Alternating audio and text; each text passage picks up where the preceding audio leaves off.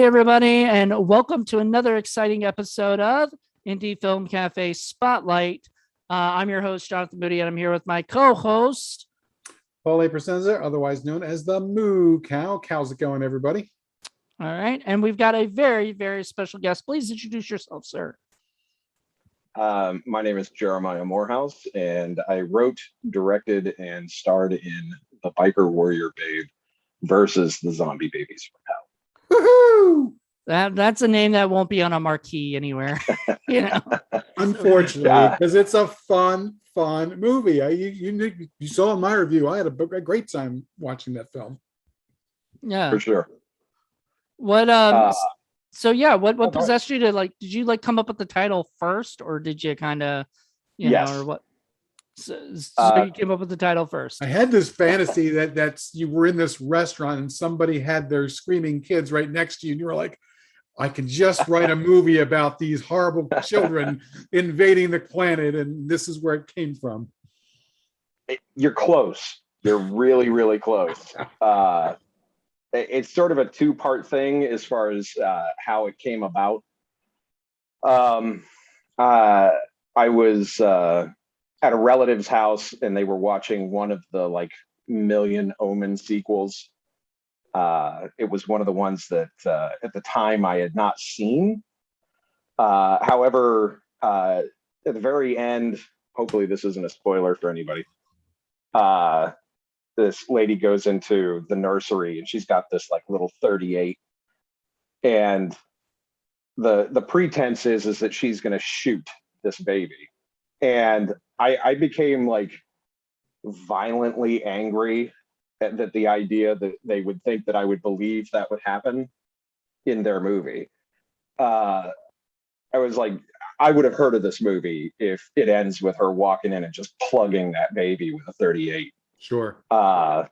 And I looked at my wife and I said, I'm going to write a movie where all we do for an hour and a half is kill babies. Outstanding. Yeah. That's awesome. I love that. Well, then later that night, we were talking about a video rental place in this area that was legendary called Video Varieties. And they had this incredible horror selection. I went there all the time.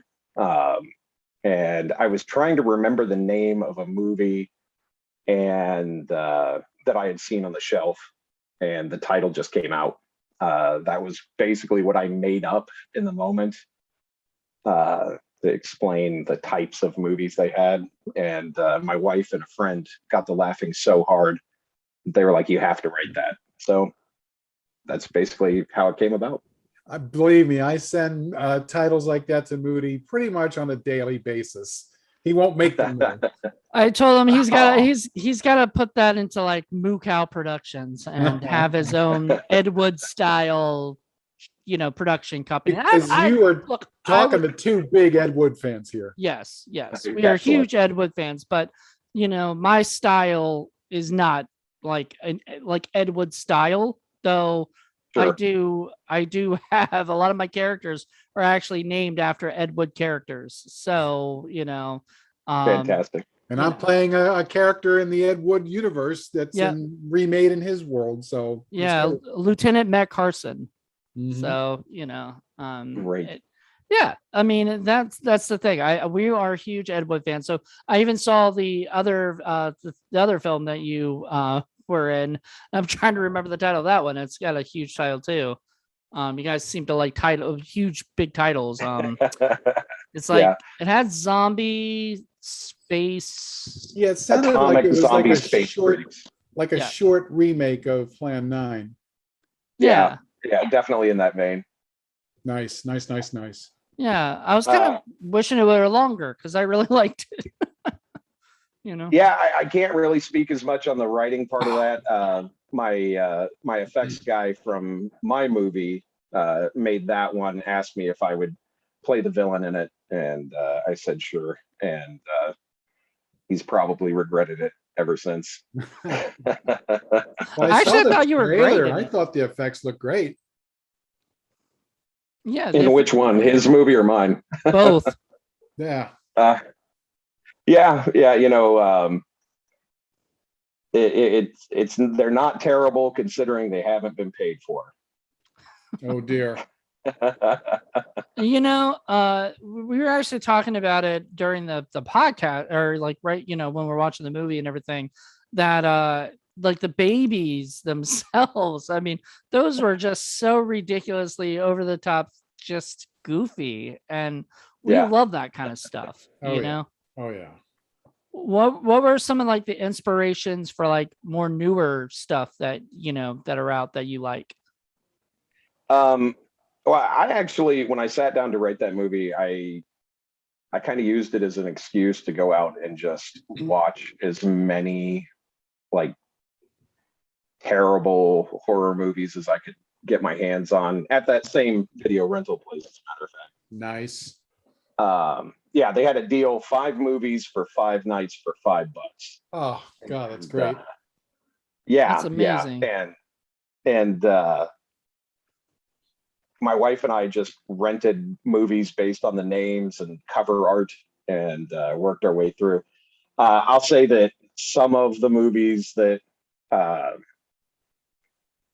inspired my movie, the zombie babies, let me say this first. The zombie babies really just came about because of the name.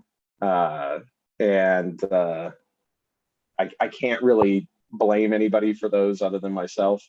But I did take inspiration from Rock and Roll Wrestling Women versus the Aztec Mummy. Yes, Paul, one of Paul's favorites. Absolutely. It's classic. The moment where the sun comes up and the mummy dies. Oh, okay, great. And roll credits, I guess. I love that movie. And then what's that? I said it's awesome. Well, Yeah. there was also what the robot versus Aztec mummy and stuff, and we Right, did right. that. You know, there well, Paul did that on Indie Film Cafe already. So Well, there's just the thing about it is that the rock and roll version is the special one that was released by Rhino and had Johnny Legend redoing the sound, the soundtrack, and then they did the voiceovers, and they did a lot of fun with the voiceovers, and it just added a whole other level of fun to a movie that was already a classic stinker as it was. Yeah.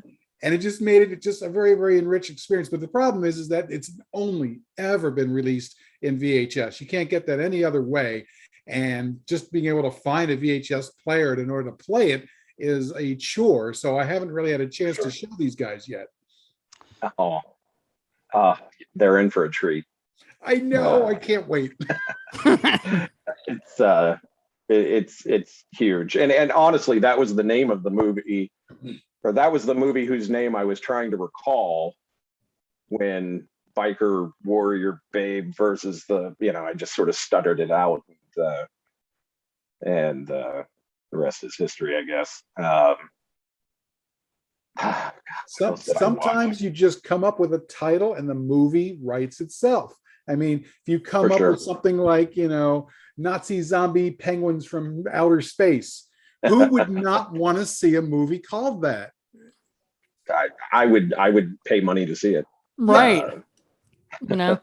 That's the thing. I mean, it's the titles. That's kind of like, I mean, like later on, like Sharknado, became a thing, became the big thing, and that became more mainstream, but like before Sharknado, there was all of these crazy movies that had these wackadoodle titles. Right. I mean, and they deserve, attention. You got to follow them up, though. That's the thing. I mean, we've seen all kinds of movies with wackadoodle fun titles that don't follow actually up with an actual decent film.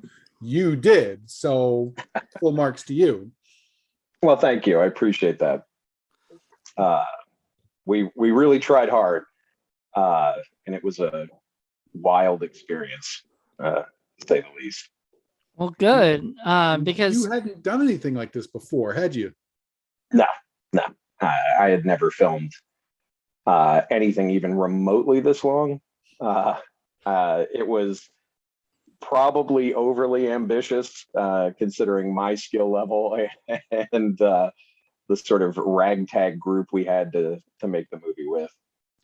And all of them are like your friends, right? Like you didn't hold auditions, did you? We did, actually. We held auditions, and that's what resulted in the casting of Lucretia, Doc, Melissa, uh, and Melissa's boyfriend. I think those were the only roles we held auditions for. I could be wrong on that, but pretty sure those are the only ones. Everybody else I either knew or was personal friends with. Well, Paul was going crazy when we were about to watch it and everything, and he like let me know ahead of time that Ryan Francis was in the movie. Right. And when I heard that, I was like, oh God, if he's in this movie, it's gonna be a lot of fun. Like he makes sure to For be sure. in silly, goofy movies. I know. I was saying, the man has been in a killer turkey movie and now he's been in a demon baby movie. I want that life. Yeah, right. Right. If only we were all so lucky. Seriously. So what okay, let's go back to, you audition and you get all these actors. How as a person who's never done a movie like a feature film of this magnitude before, how does one get to go like with pre-production? Do you just like start going, or do you get like a lot of like meetings going? Like what do you do? Ryan helped produce the movie, and he and I had a number of meetings, just trying to essentially problem solve. But pre-production was not terribly long. I want to say pre-production was maybe a month. Wow. And we really jumped into it pretty quickly. Probably, in hindsight, probably a bit too quickly. But yeah, we did, I think, one or two rehearsals, plus some meetings, just trying to figure out logistical stuff. Because when we started filming the movie, we literally had no budget. It was just whatever was in our pockets. We knew a few people that had equipment, and that were good friends of mine. Yeah, but that was about all the more planning that went into it. I think I was about halfway through the movie before I got my shot list put together. Shot list, schmott list. Who needs that?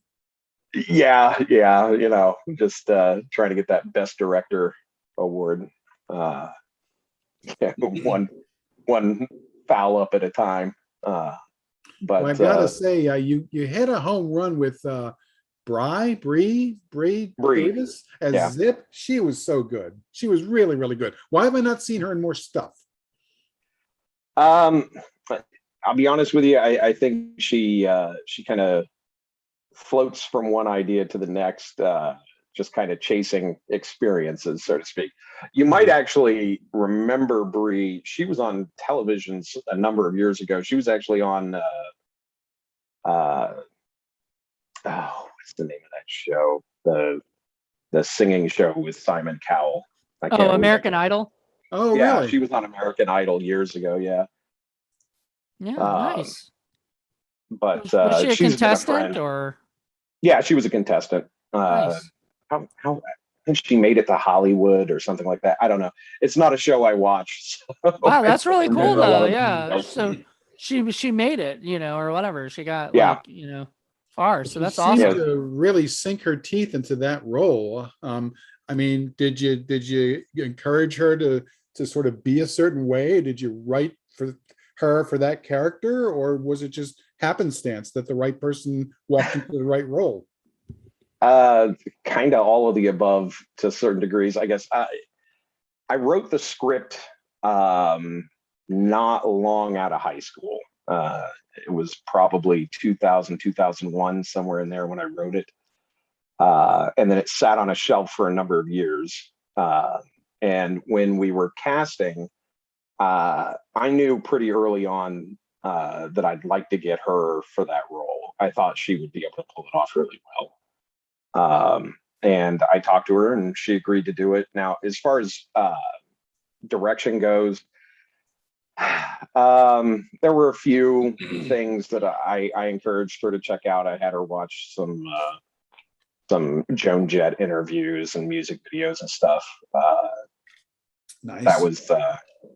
That was actually a big inspiration was Joan Jett, and then Tura Satana's character from Faster Pussycat. Yes, I definitely saw that in there. We just Yeah, did that this season. Yeah. Oh, nice. Yeah. The description of her costume in the original script was basically just a description of Tura Satana's character's outfit from Faster Pussycat. Right. We came close without necessarily totally copying, but yeah, that was basically all I did. You can definitely see the influence there. And then, you know, I when I went to do some research on the film, and there wasn't a whole lot out there, but I did read, I think it was Caitlin Bentley that helped push this movie along, that it had been, I guess, sitting on the shelf, and that she seemed to be the person to sort of drive the film in some way. Can you share some information on that? Well, Kate hung out at our house a lot for a while. And one night we just got to talking about this old script I wrote.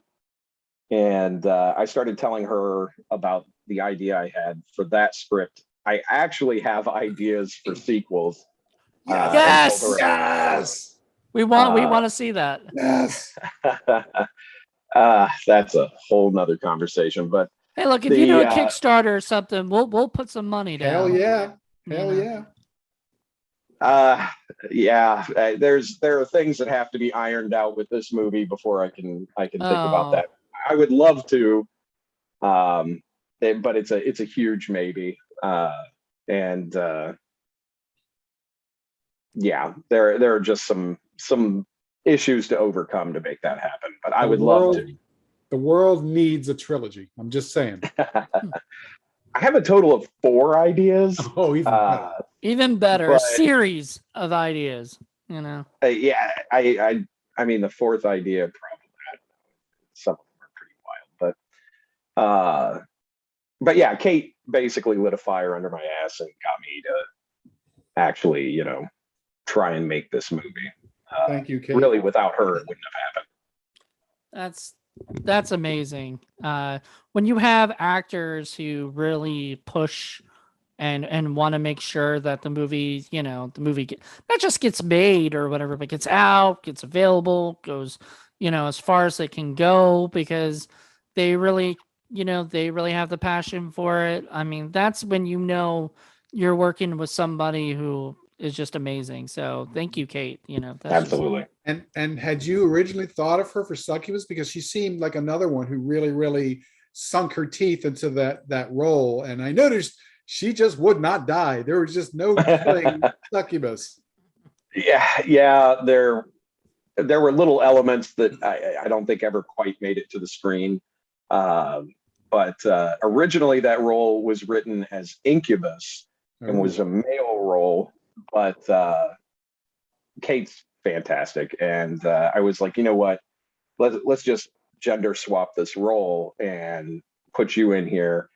And Kate's fearless, so she'll just throw herself into it, and that's exactly what she did. So, you know, I encouraged her to be campy and over the top, and she was definitely not afraid to do that.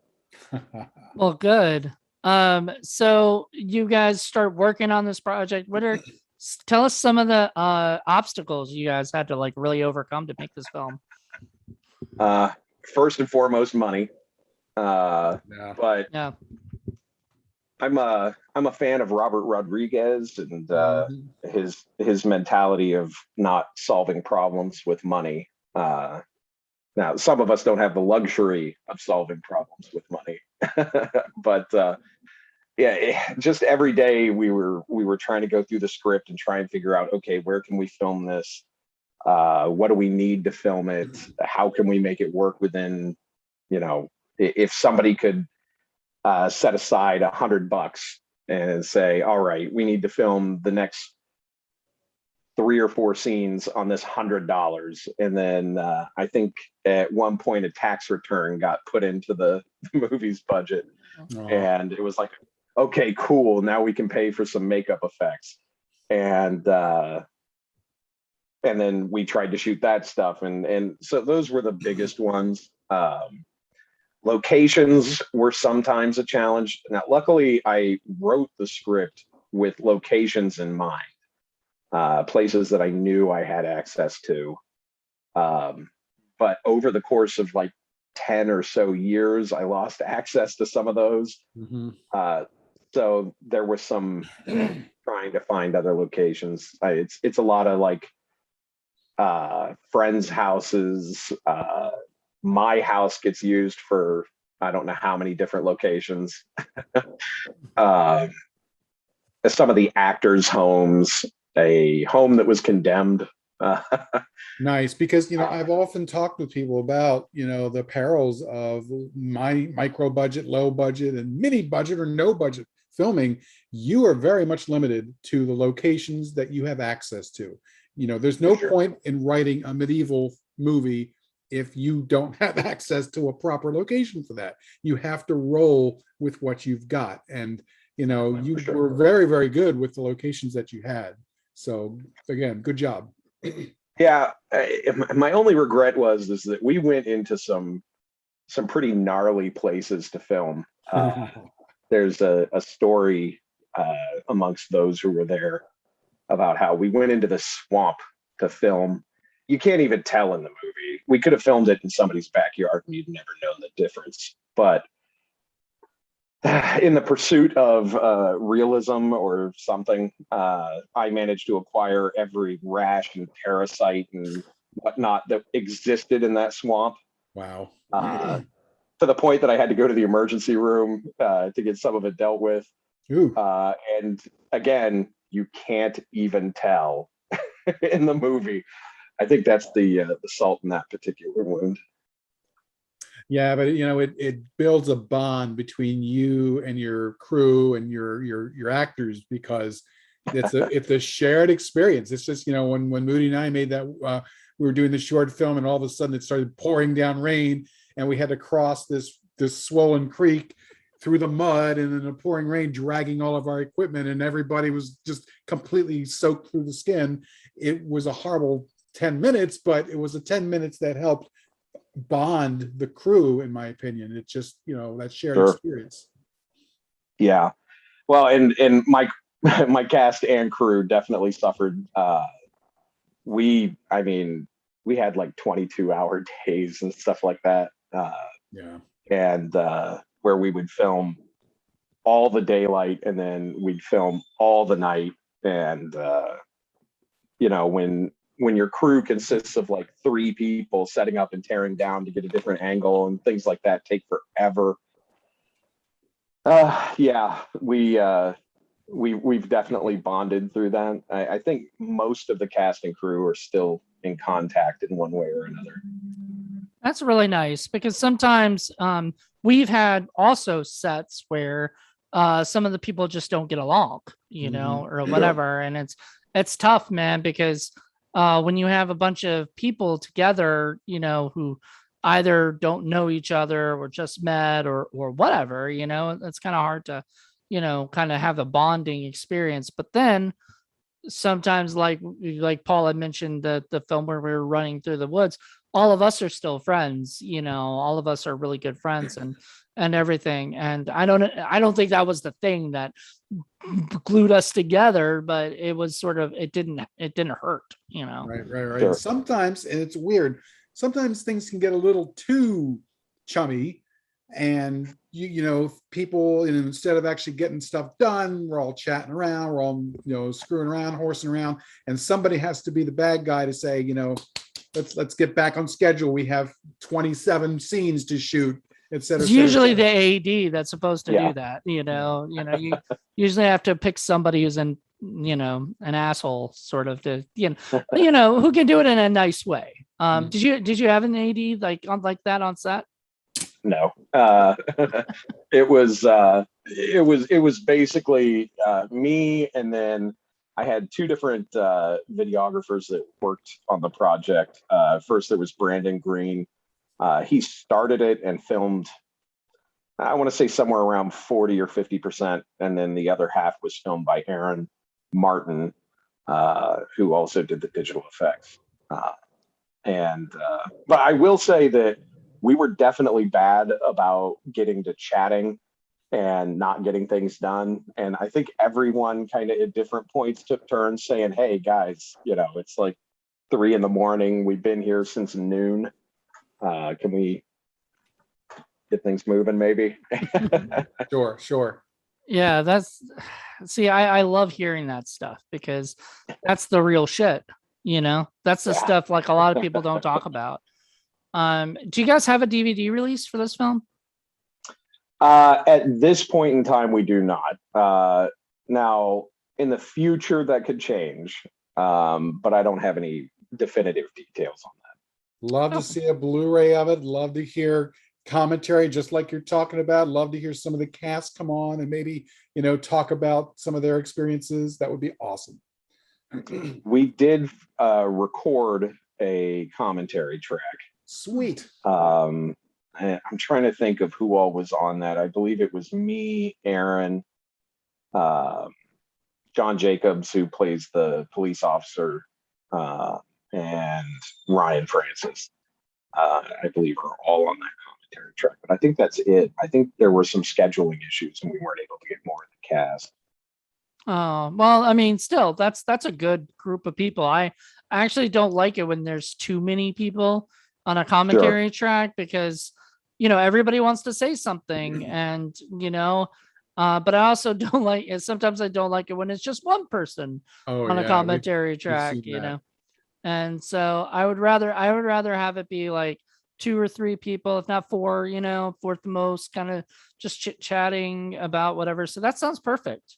Yeah, and it's a great thing. I'm telling you, for somebody who really enjoys a film, to be able to get access to sort of the behind the scenes stuff, when the director talks about the choices that they make, sometimes because they had no other choice to make, that kind of stuff really enriches the experience, and it just helps you appreciate and enjoy a film even more. And then you get the enthusiasm, and then you're like, everybody I have ever met in my life has to see this movie, and you want to share it with everyone.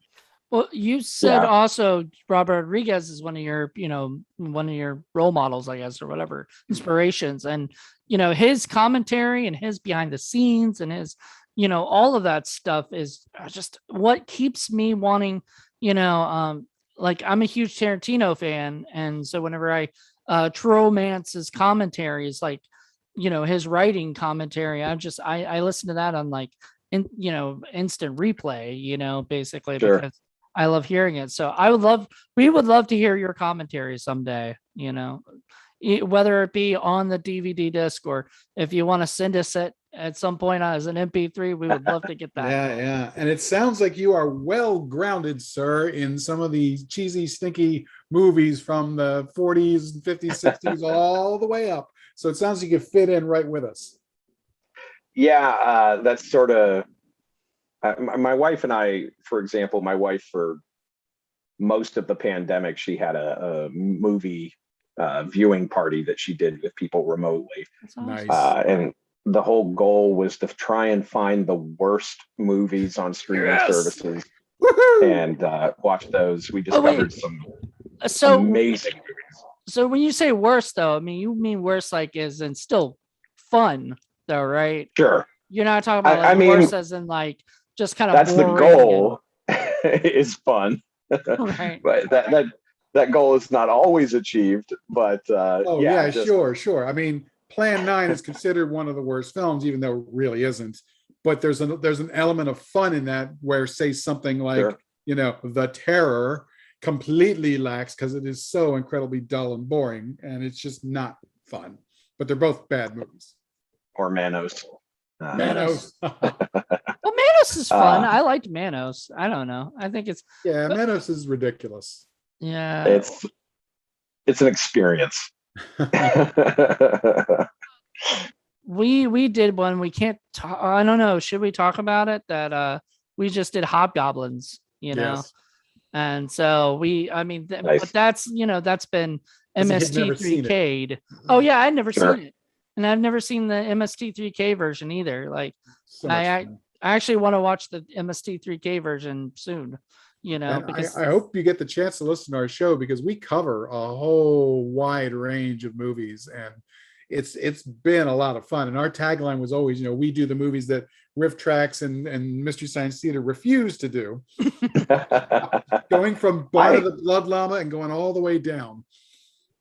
have you ever heard of that one? What one? Barn of the Blood Llama? Barn of the Blood Llama. I want to say I've heard of it, but I don't think I've seen it. Oh, I think I discovered that after my wife and I watched Llamageddon, yes, Yes. Llamageddon. and we were so amused by that we sought out other llama themed horror films, and that may have popped up during that. But I'm pretty confident I haven't seen it.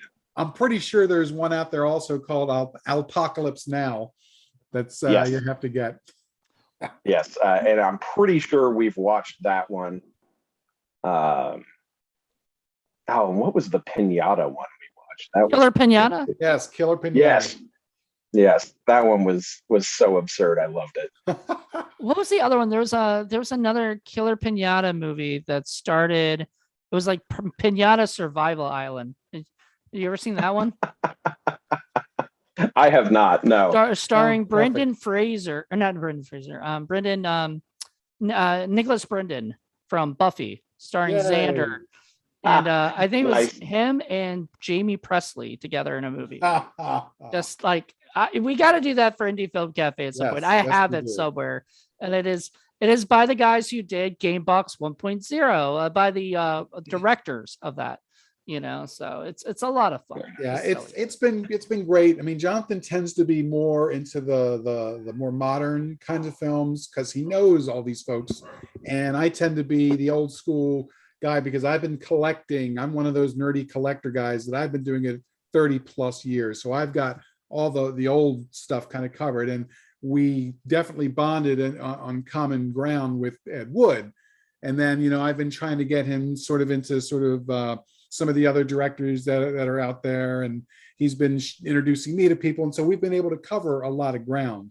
And one of the things that I've been trying to do is to bring to light movies like yours where people they just don't know about it. It might have a fun title, but since it's never had an actual DVD release, they've just maybe didn't know that it existed. And I'm like, man, we got to make sure everybody sees this because this is just a lot of fun. Even if it's a movie we don't think is a particularly good film, we always make sure on the show to say, hey, here's where you can get it. Here's how you can support the artist. We are all about supporting independent cinema.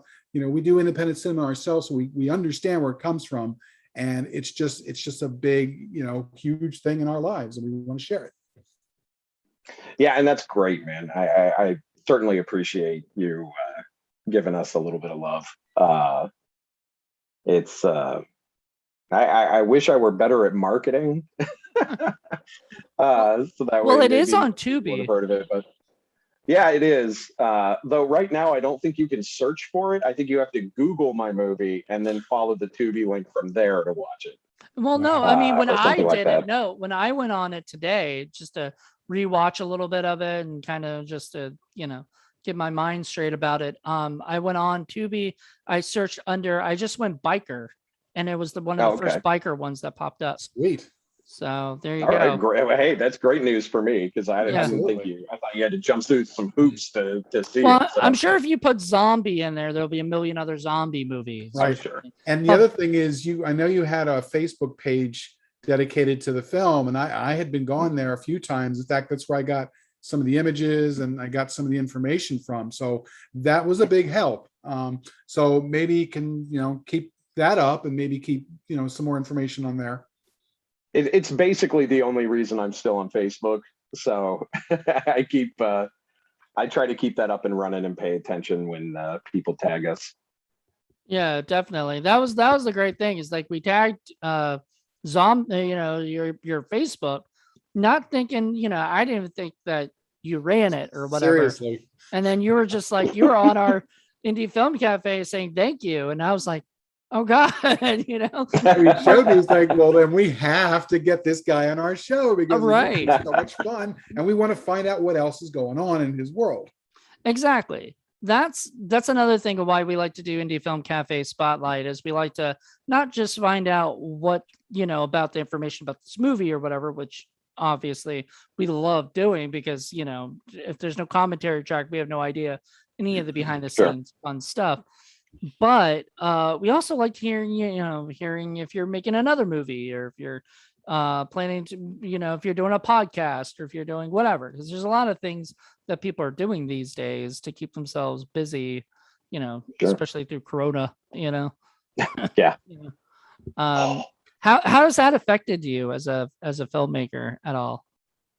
Well, I mean, I basically haven't gotten out of the house for like a year.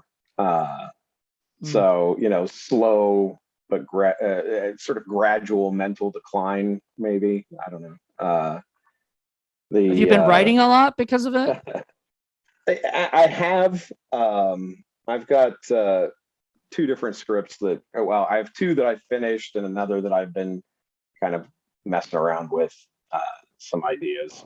Please tell me to have awesome titles like that one.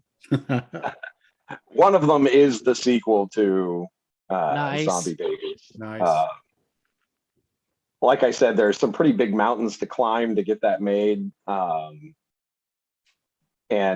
even if those weren't there, man, everybody's like 10 years older. And like a lot of us were really barely passing as high school kids when we made the movie. So, I might have to try and hide my gray hair. So there you go. The next generation. Yeah. Right. That's actually even funnier because it's Zombie Babies. So it was, like see you guys all grown up and everything and have kids or something, they have to deal with the 10 zombie. years ago, the zombie babies attacked Earth. They have returned. Yeah. I will say that there's some pretty thought out ideas. I wrote treatments after I wrote Zombie Babies. I wrote treatments for 2 other ideas with the idea that each one would kind of lead into the next. And originally we put at the end credits that Zip would return in and then Yay. the title of the sequel. But our distributor made us take that off of there. So it didn't happen. I think I'm allowed to say that. But you just did. Yeah. Yeah. So, too late now. You think that Bree Davis would be into reprising her role? I think so. I'm confident that if I called her and said, "Hey, do you want to do this again?" she would try to make it work. Outstanding. But most of the rest of the cast might be a challenge, though. People have just moved away or gotten involved in other things. Or Justin, who played Melissa's boyfriend in the movie, which I believe was Paul.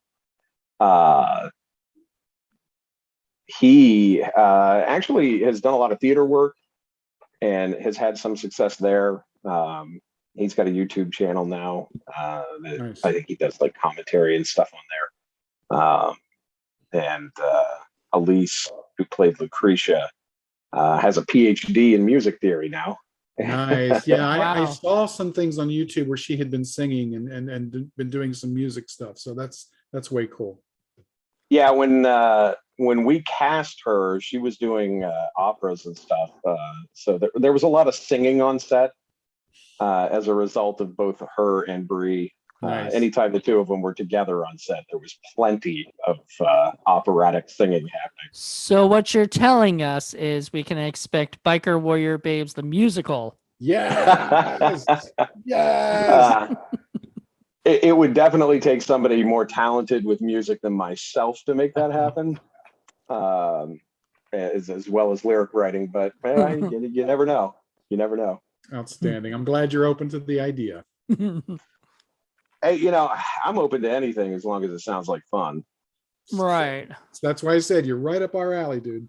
Yeah, exactly. We love that. I mean, we love it when filmmakers just have fun and enjoy. Like, I mean, if you took a movie like this title and made it like all serious and boring, we would have been, because there's been titles that we've seen and we're like, oh my god, we're really excited. Then we watch it and we're like, huh, didn't really live up to the title. And I'm not saying anything bad, or whatever, but the drone, we thought that was going to be a lot more fun than it was, and it took itself way too seriously. And that was from the director of Beavers, if I'm correct. So Which we loved. which we loved, and it was just like sort of like, like not what we expected. Right. And I think Sure.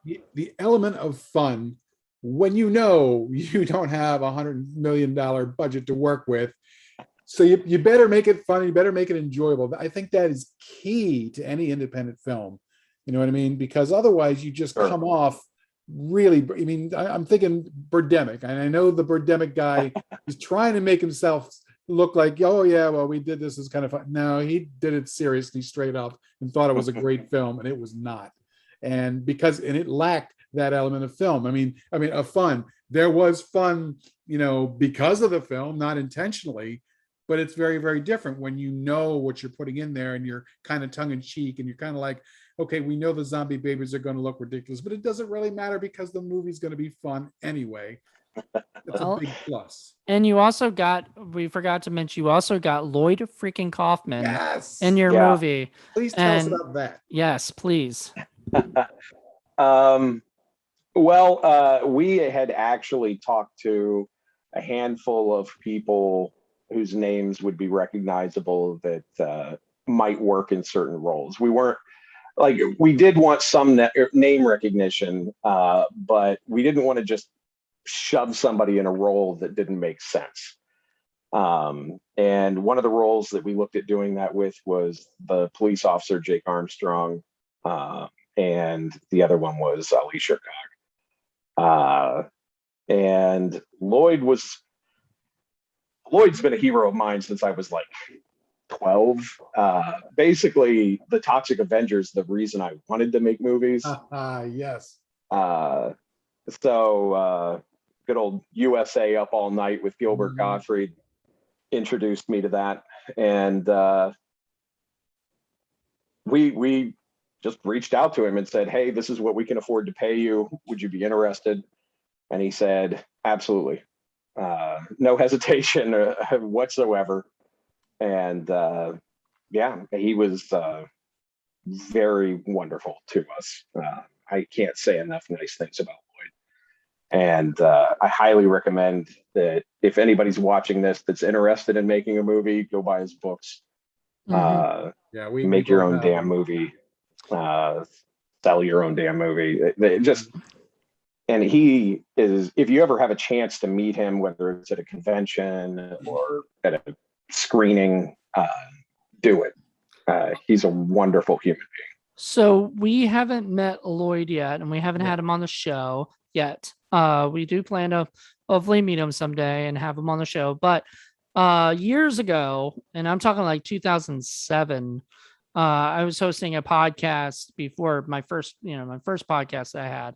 And I had a guy named Richard Taylor on the show, and he actually brought me Charlotte Kaufman, on the show, and just to stop by and say hello because she had worked on his movie or whatever. But like just saying hello, and that was like a dream come true. And I'm I think I'm friends with her on Facebook, but we don't really communicate. But still, like it was such a cool experience having her come on and say hello and talk about how much she enjoyed working with Richard, blah blah blah, and that's stuff. So it was awesome. I'm actually surprised that Troma didn't pick up your film. I mean, this seemed like a natural fit. I'll be honest with you, we didn't even ask, to my knowledge. It might sound ridiculous, but it almost like I was afraid it would be like imposing after we had hired him to do a voice.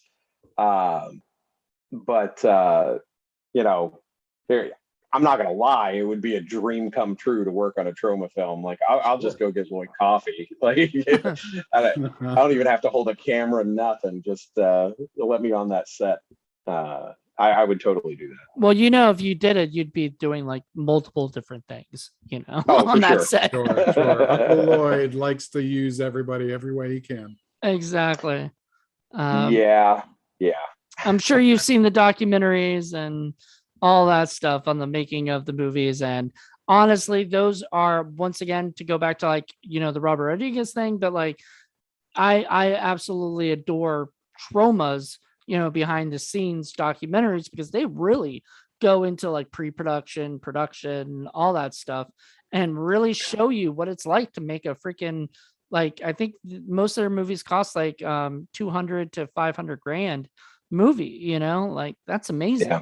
And the trauma verse is very, very rich and, you know, in their own right. And then I love the fact that they're able to distribute other people's movies as well. And it just gives a lot of exposure to films that just wouldn't get it. You know, we would love to do the same thing at some point. It's just, you know, we got to get our ducks in a row. Yeah. Sure.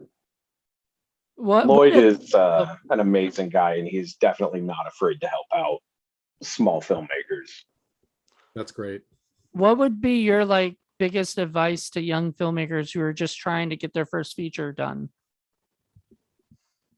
Probably keep it simple, and you know, there are a lot of little things.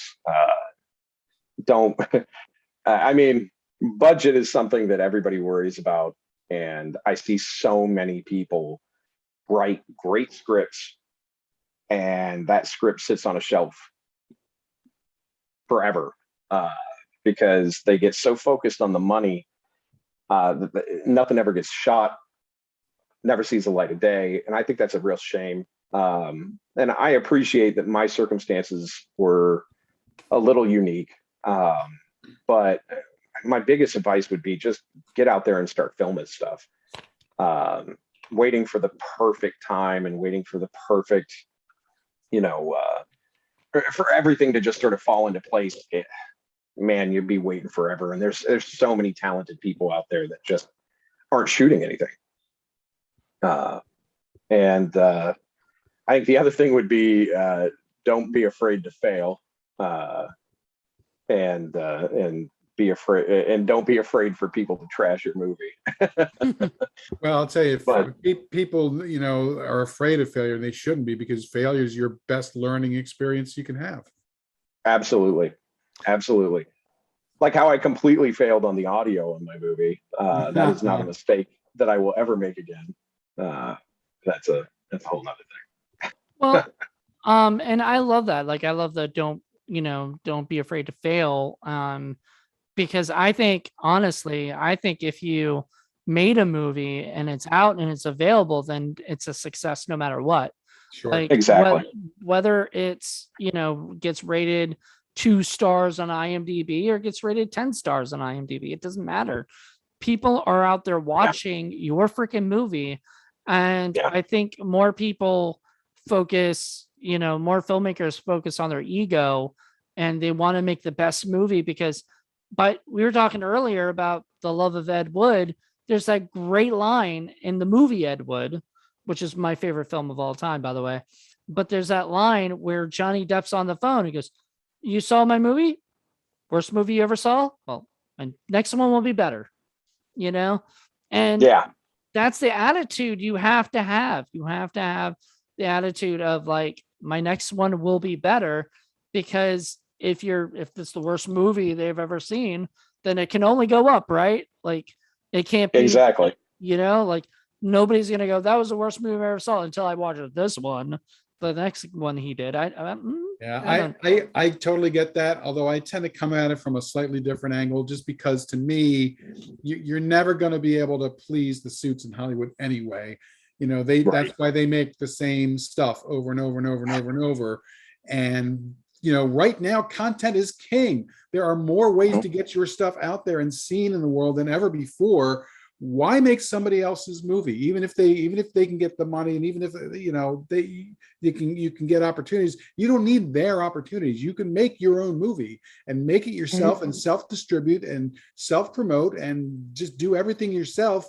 And just doing that clears a hurdle that so many other movies just never ever get made and never clear. And it's great, and it's something different. I mean, let's face it, Hollywood will never touch a movie like that with a 10-foot pole.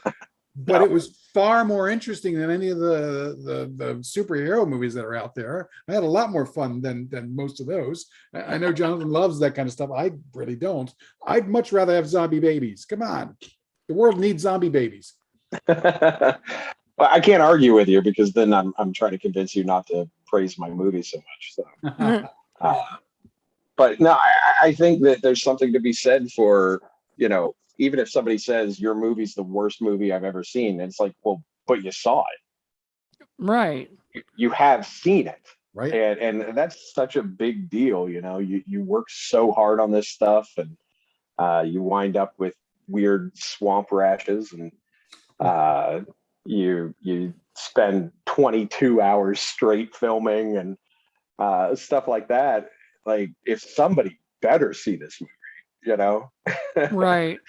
Well, and that goes to the whole thing before, like, we at Indie Film Cafe, when we watch the films, like, we started this podcast because Paul and I are huge indie movie lovers. Paul would come to my house and we would watch double features. I'd pick a movie and he'd pick a movie. And then that's what, like, Indie Film Cafe became. It's like we wanted to review these movies because we wanted to get the, it was almost like a, I remember one of the ones we did was like Double D Avenger, and and then like Head of the Family, things like that. And we enjoy that. Like, that's the stuff that we love to watch. And then when we view it, and we have our stinkometer, which, not, everybody likes or whatever sometimes, but what we try to explain to people is, when we view a film as stinky, that means we loved it. Generally, some movies are stinky and they are not loved by us, but we clarify that, Oh yeah, we make that well known on the show. Yeah. Generally. And we loved your film, but it was a low budget, no, actually, I'm sorry, no budget film, pretty much, like, I'm pretty much, yeah. So I'm sure you're not afraid to say that, Yeah, no. Not at all. That's awesome. I mean, he grew up on, like, movies of the 50s and 60s Ray Dennis and stuff. Eckler, people 70s, yeah. I grew up on, like, more 90s / early 2000, indie films like Tempe and like old school, like newer school, Full Moon. He grew up on, like, more later, earlier Empire / Full Moon stuff, and we love it. This is this.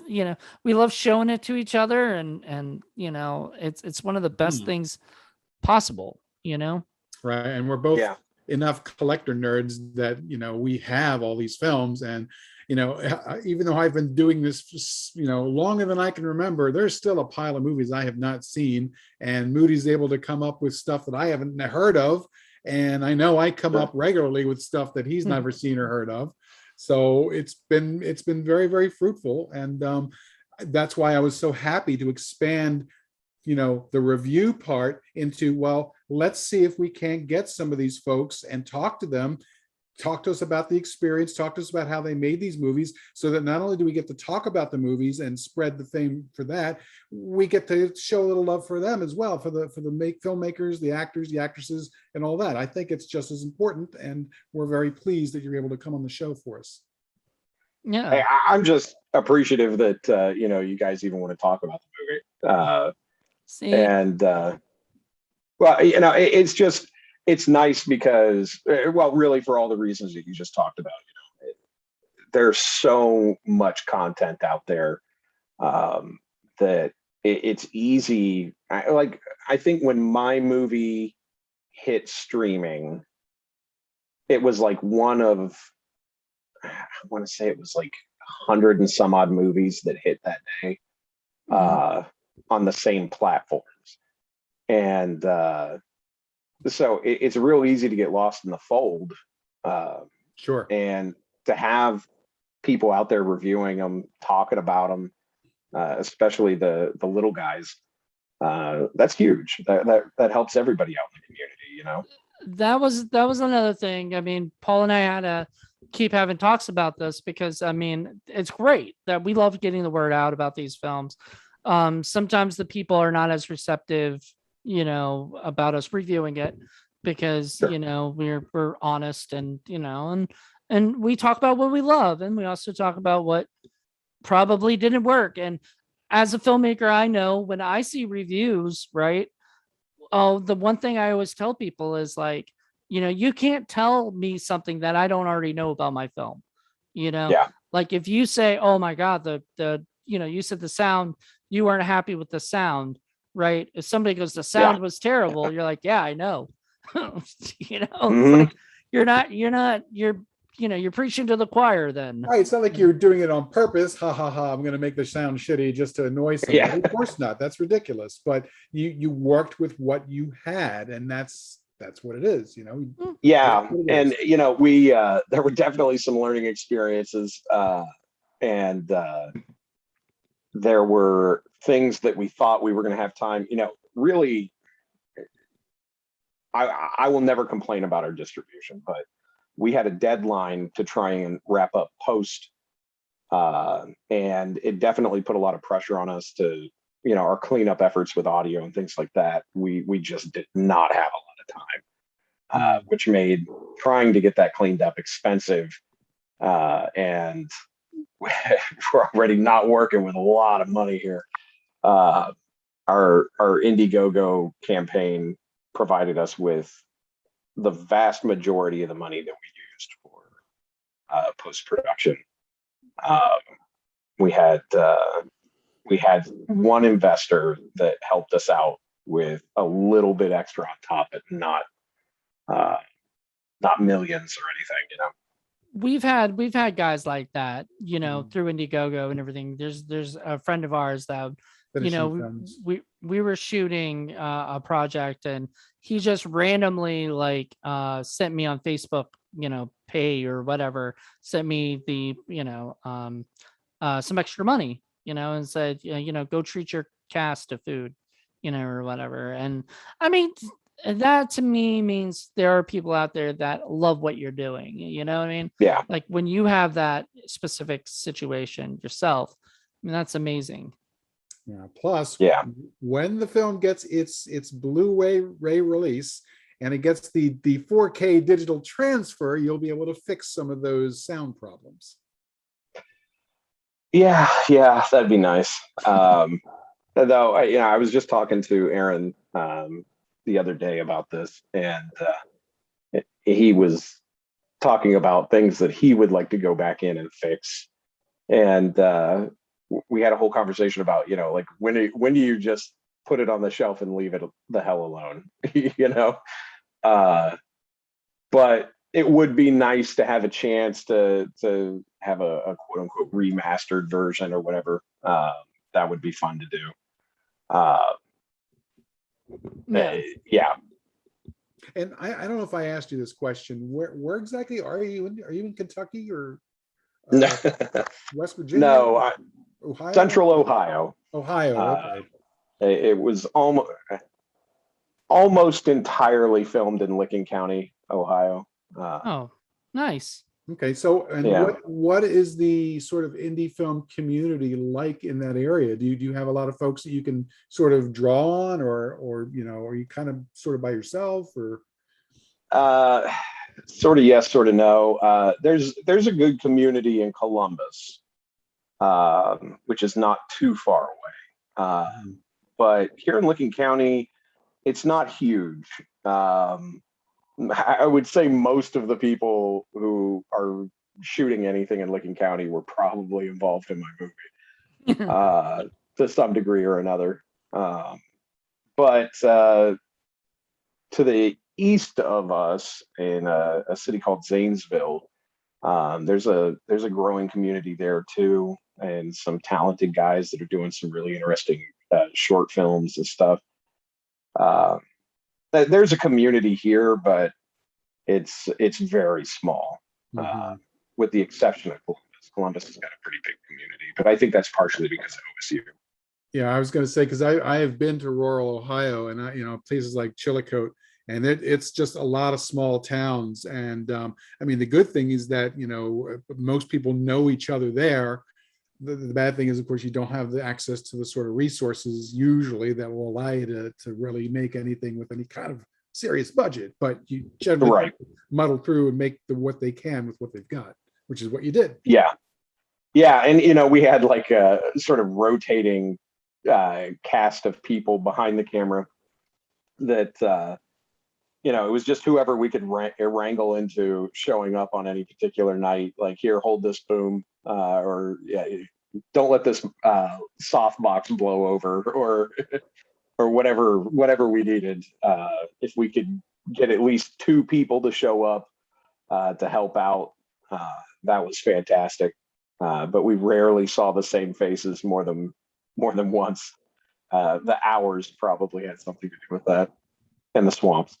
There you go. No swamp movie. Yeah.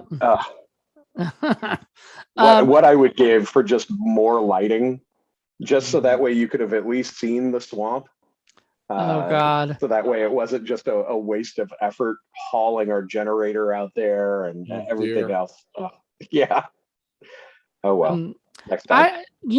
Honestly, it was pretty cool. I mean, I did, I remember that, you guys trudging through the swamp, that those scenes or whatever. And I was just like thinking about it going, the lighting wasn't nearly as bad as you see in a lot of, because it was dark, but that felt, there was enough light to see the people's faces, Yeah. and stuff. So it was nice because it still remained dark, like as if, you see these movies where they put too much light and it doesn't, Mhm. and then all of a sudden it doesn't look like night anymore, and everything. And so it was really nice to like, I'm always fascinated by films where, there's like, it almost seems like natural nightlight, Yeah, and absolutely. And I'm glad you didn't like, oh, let's try to make this a 70s grindhouse style. Let's oversaturate all the colors.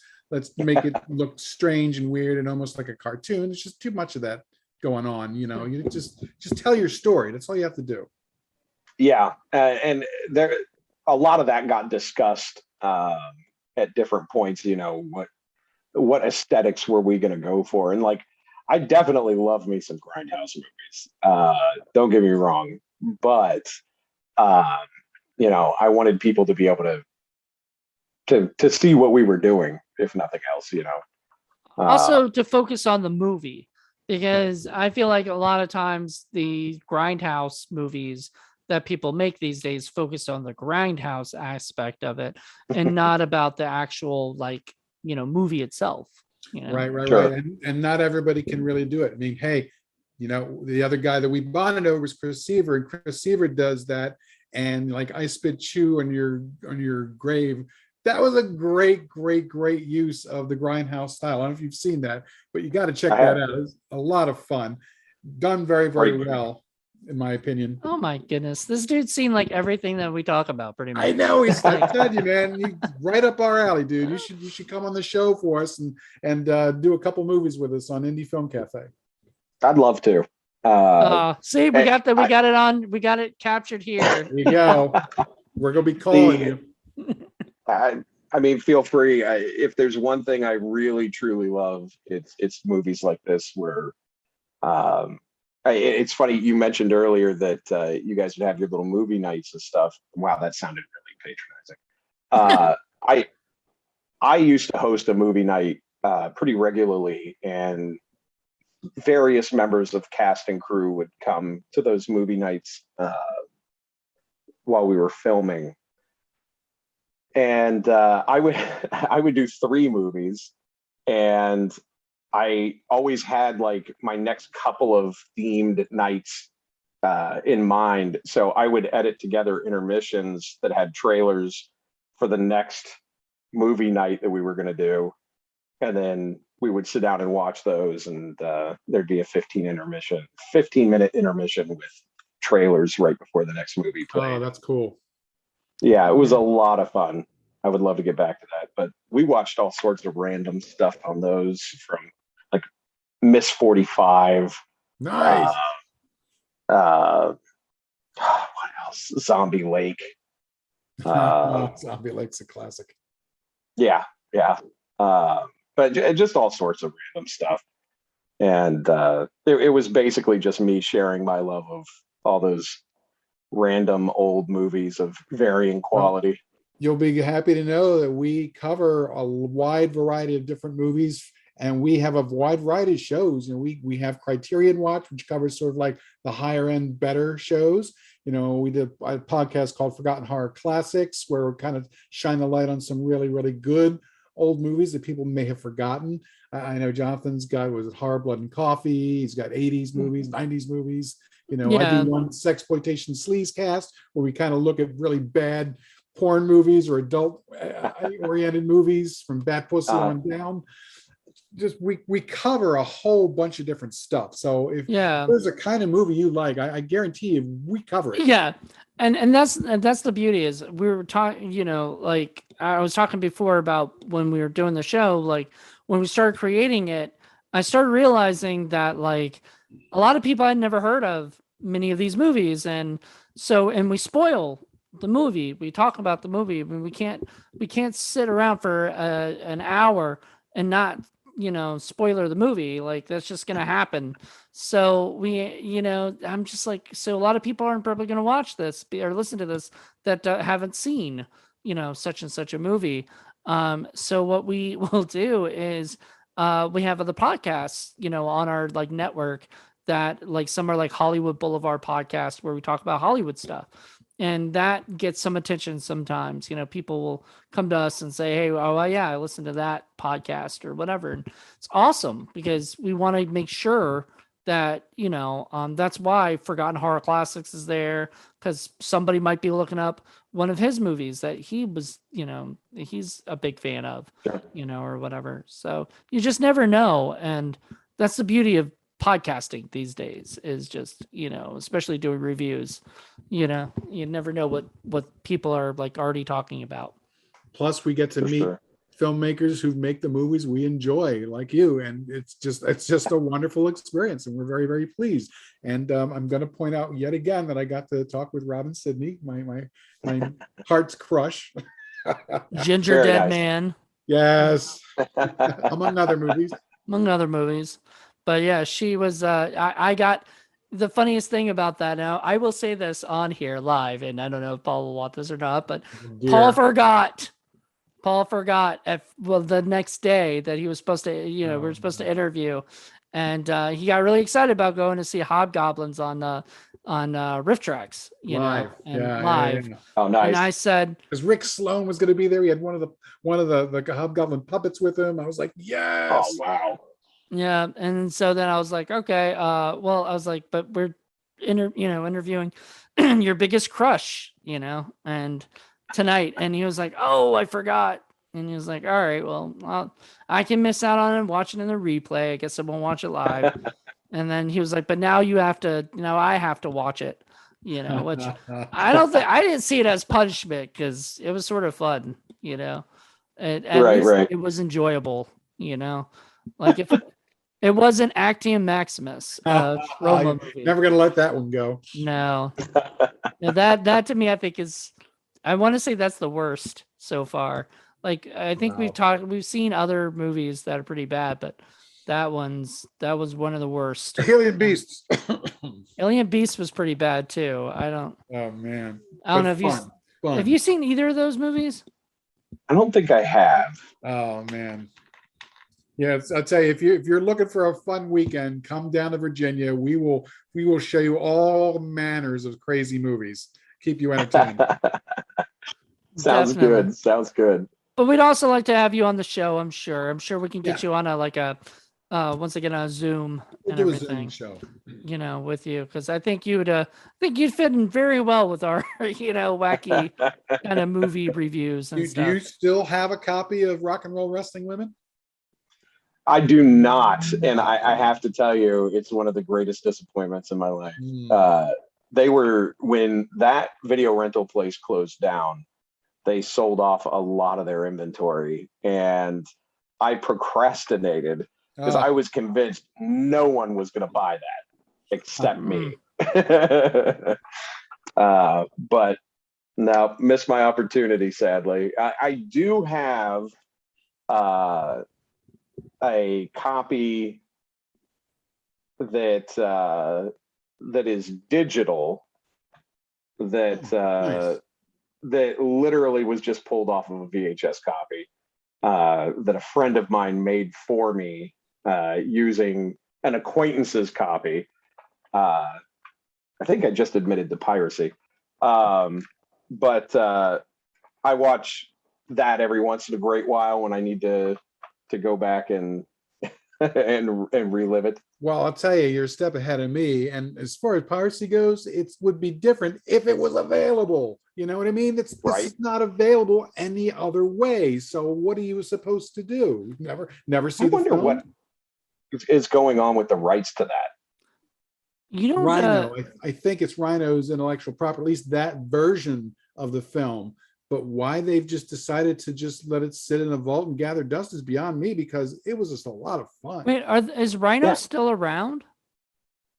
I believe so. Like, I don't who owns Rhino? Do you know? I don't even know. Tell you. We'd have to do some research and We'd have to do some research. find But out. also, let's find out if Sean has a copy of it. Because we got a buddy who I've known for like a while, like I don't know, for 2010 or 11 or something. Yeah. And he owns he does like a VHS to DVD, ripping service, thing where, and he has all these copies of all these DVDs, Drop Dead Fred and Mac and Me and all these fun little movies. And I don't think we looked for Rock and Roll. I did. Did you? Oh, You didn't see it? No. Okay. Well, maybe he has it. Maybe he doesn't. Because we gave him like my friend Alfred gave me a bunch of VHSs, and we found one that was like basically gold, but we let our buddy have it so that he could rip it into DVDs, and then he could give us a copy of it and everything, which he hasn't yet, but I'm sure he's busy, and we'll get it sooner or later. I gotta message him anyway. We still got to get the little lost sea serpent one done. Yeah, it's true. Are you a big fan of Donald G. Jackson? I don't know if I know that name off the top of my head. What's Rollerblade is probably the first thing that you would remember from back in the day. No, I every think mom and pop place. Also, Frog. And Hell Comes to Frogtown is probably his most famous. But also Roller Gator, because the Riff Tracks guys covered that famously, and he did a bunch of ones with kids. There were sort of kids in mind, which also happen to have Conrad Brooks, whom we love. Didn't they just do Baby Ghost? Yes, Baby Ghost. They did. They followed us, man. Yes, they're following us now. Now Riff Tracks are doing the ones that we do. Right. They're but I think literally they're probably gonna do it because they've done really good. We got to interview Joe Estevez on our show, which was massive. We were so happy about that. That's fantastic. This season has been truly, truly amazing. I mean, we had Joe Estevez to start it off. I mean, when you have, how can you finish off the season when you have Joe Estevez starting it off? Well, we're hoping, and I will announce this on here, we're hoping to get Neil Breen on our show. That's our big plan. So if anyone's watching this and wants to help us get Neil Breen on our show, I don't know if he'll do it or not. Tommy Wiseau, somebody of that nature. We want to end, because if we started this off big, we need to end big. And I will happily admit to the fact that I introduced Jonathan Moody to Neil Breen. He's been someone I've been dying to share. You do know who that is. Oh yeah. He gave me and our former co-host Just Jen a t-shirt that had Neil Breen's face on it, but it was like all over it. It was just nothing but, it wasn't even a t-shirt. It was like a regular like silk shirt that had like, I don't even, it's in my closet And you somewhere. wear it all the time everywhere, don't you? No, I might wear it to like parties that we I do. would proudly. I know you would. I don't know why you didn't buy your own. I encourage this. One. But thank you so much, Jeremiah. Like seriously, this Hey, was no awesome. problem. A lot I of was fun. I was happy that that you were very cool about our review, and that because you could have listened to it and been like, oh, I don't want to talk to these guys ever again. We've Well, you had didn't that. say anything that wasn't true. Right. That was literally the first thing I said when I told my wife that somebody else had talked about the movie. I said, she said, yeah, did they like it? And I said, well, they didn't say anything that wasn't true. We did like it. Yeah, you did. Yeah.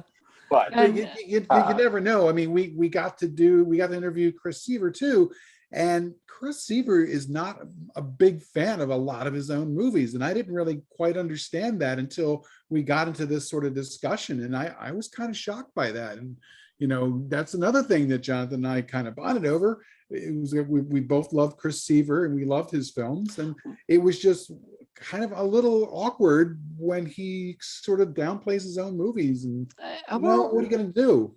Hey, you know what?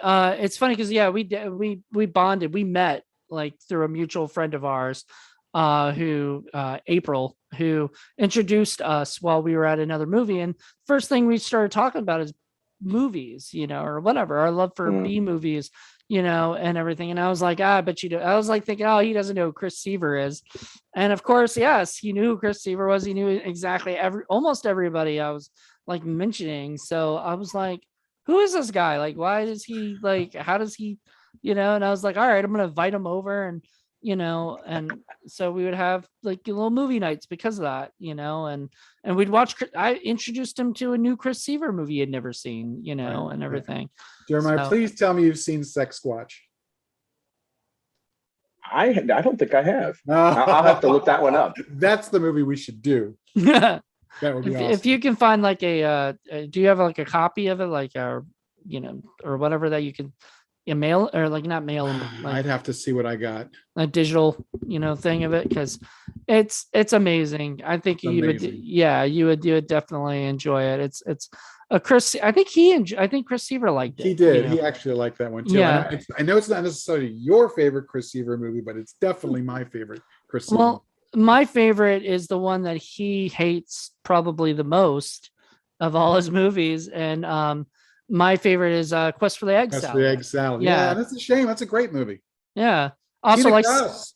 I also love Ski Wolf, which Justin did not like. Yeah. But He Wolf was fun. But see, I like that stuff. I like those goofy, movies where they're fun and just silly, stupid, and so, and we got to work with Tina Kraus. So, Yes. that was awesome. So I'm sure you know who that is. Yeah. I do want to say though, I think sometimes people in this sort of like B movie genre, they get too down on themselves about these movies. Like, look, there is a very specific group of people who are going to love these movies, and that's who you make them for. There's a reason that it's not opening in hundreds of cinemas all across the country or whatever, because it doesn't have that mass appeal per se. And so I think it's unfortunate when I hear that people are sort of meh about the movies they've made. Yeah, just and because I agree. they're and to your point, I think a lot of these movies would have more appeal if more people were exposed to them and knew about them. I think people are tired of cookie cutter, same old stuff over and over and over and over again, which is what they're getting. Hollywood plays it very safe. They have the bottom line to worry about in all their productions, so they don't want to take any chances. And hence, you have a very, very narrow, kind of film that's out there. And I think people want more variety, and they want filmmakers who will take a chance. And it's just a matter of exposing them to it. And that's where a lot of our show comes from. Well, I mean, and Well, that's, oh, oh, go ahead. Go ahead. no, go ahead. I was just gonna say that's to me, like, a lot of that is them, when they downplay the movie or whatever, like Chris Seaver will say that stuff.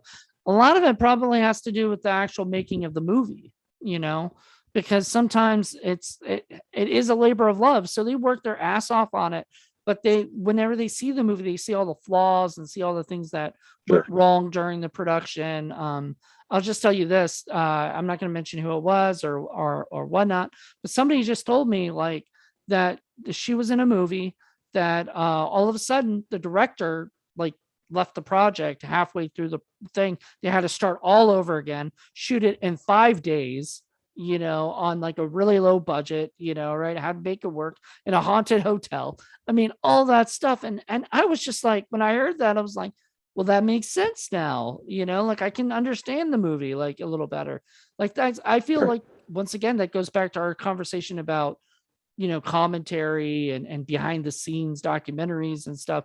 Like I like that stuff, because then we can find out why this movie, might not have, you know, been up to the standards that sometimes we probably hold even our own selves to. And these things happen. Sure. I mean, look at Robo Chick. Kathy Shower got about a third of the way through and said, "That's enough of this movie. It's terrible. I'm out of here." And they just put somebody else in the wig and thought that nobody would notice. But what Hey, were you speaking saying? of Ed Wood, There you Yeah. go. But what were you saying before, Jeremiah? Before I accidentally cut you off there? I don't remember. The there's so many challenges with getting a movie made, especially if you're trying to shoot a feature. That good or bad, you made a feature, and even if it's your 17th feature, that's still, if anything, that's an even bigger accomplishment. Sure. So going back to that advice thing, be proud that you made a movie, in the end, regardless of how it turns out. You made a movie, learn from your mistakes, do the stuff you did right again.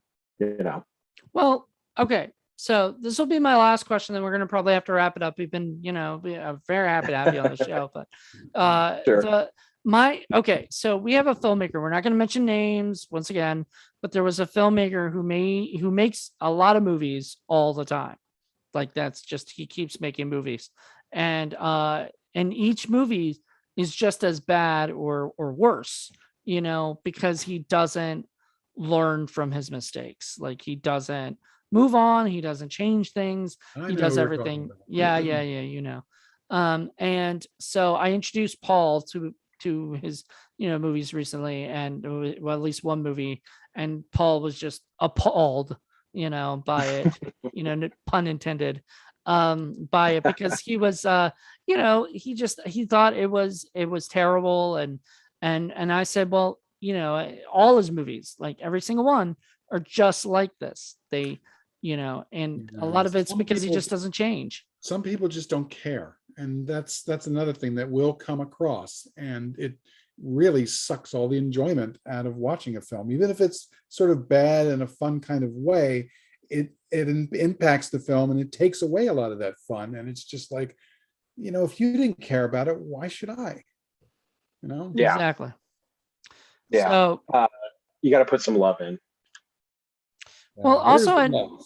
and you have to listen to what other people like.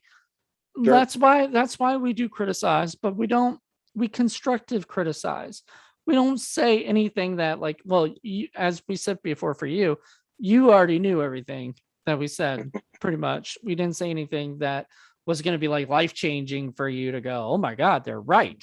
Right. I How did I miss that? How did I miss that? Because you're very self-aware of who you are as a person, and what the audience itself wants, and I think that's the biggest problem with some filmmakers, is like they like Paul said, they don't care. So if you tell them to criticize you, they want your podcast taken down because you are giving them a bad review, or talking trash about them, when you're not talking trash, you're constructively criticizing and letting people know not to watch this film if they don't want to see that.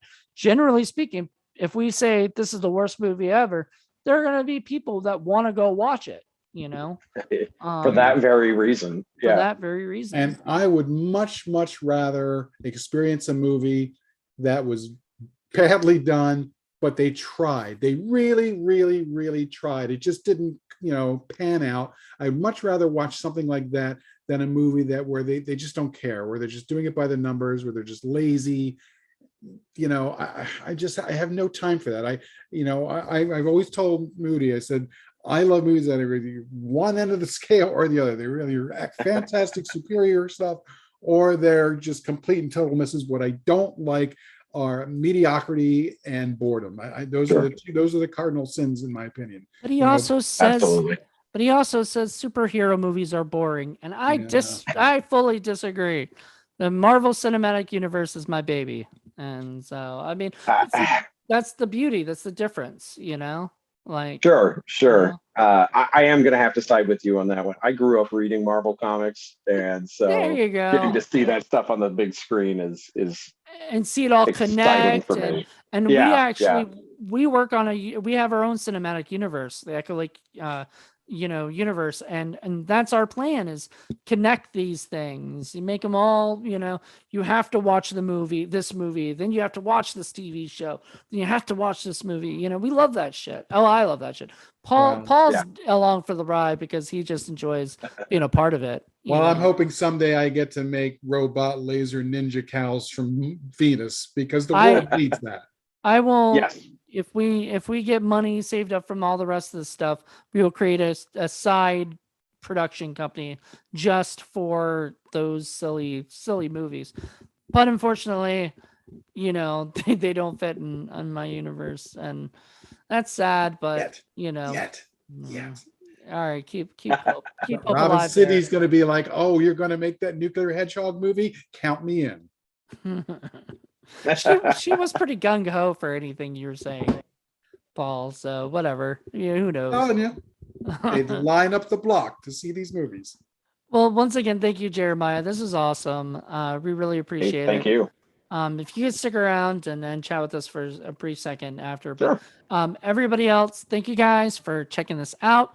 Join us next month for I don't even know who's next, but we never know. It's just always like, hey, you want to come on? And oh, okay. Whoever we can beg, cajole, and plead to come on our show. Exactly. But we really appreciate it, and we loved having you on here chatting with us. Thanks, Jeremiah. We appreciate it. Yeah, it was awesome. It was a pleasure. Thank you so much. Yeah, and everybody else, tune in next month for a brand new episode. Bye. Bye.